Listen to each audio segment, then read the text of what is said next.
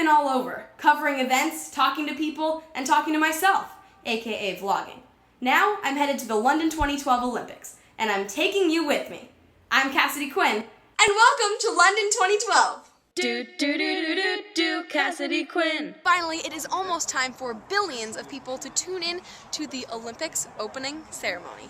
So here at the campsite, we're having our own little camping party, complete with the quintessential British food, fish and chips. So while most of the coverage you see of the London 2012 opening ceremonies is probably going to be a bit fancier, it'll probably be a lot less fun because we're going to go inside and check out this campsite party.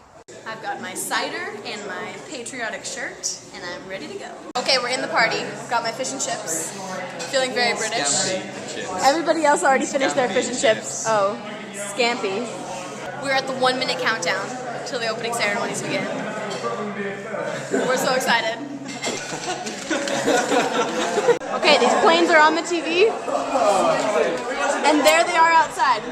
Whoa! That's awesome. That's awesome! We are actually in the same city that the Olympics are happening in.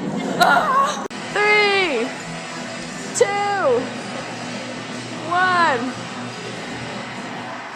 Woo!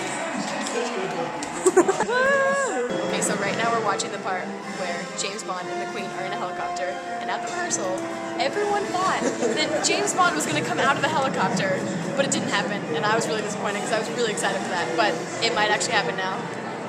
Are you guys excited? James Bond. Is he going to come out of the helicopter? He didn't come on Monday, but When? Oh my god. Oh my god. Oh my god, oh my god, oh my god, oh my god, oh my god, oh my god.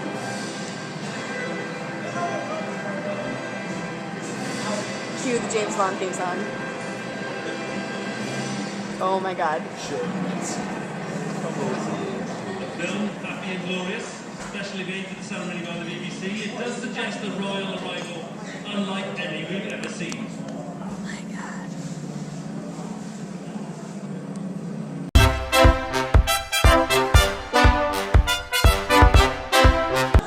I'll start singing in a minute. Everyone's rising for the national anthem.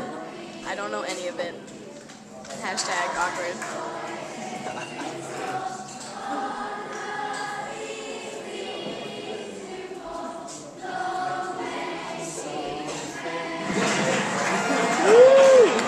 Whoa.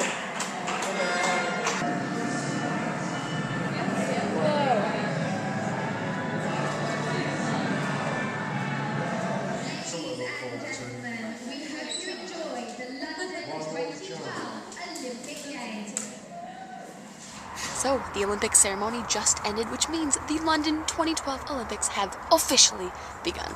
I am obviously very excited. I'm here in my tent, just finished watching the ceremony. It's almost 1 a.m. and I have to get up in about 3.5 hours. Anyway, here's my very quick review of the opening ceremonies. I really did absolutely love it. As you probably know, I did go to a dress rehearsal for the opening ceremonies a few days ago, but there was so much that was added tonight. Paul McCartney wasn't there, the torch cauldron was not there at all. We had no idea who was going to light the torch in the end. All the speeches from Jacques Rogue and Seb Coe, none of that happened on Monday, so there were a lot of surprises that happened for me tonight.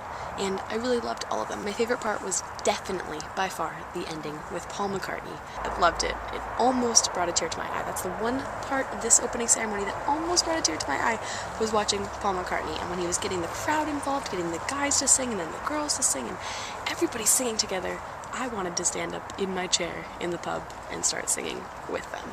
I didn't. I controlled myself. But it was a little difficult. But, of course, you could have watched the opening ceremonies on TV anywhere in the world, as long as you have a television. But there were a couple of things that being in London actually made a difference in. At the beginning of the ceremonies, there were these planes flying, and we actually saw them outside of the window of the pub. Then, at the very end of the ceremony, we could actually see the fireworks coming out of the Olympic Stadium into the night sky, lighting the sky up different colors. Again, from the window of the pub. It was far away, but we could still see it. It was amazing.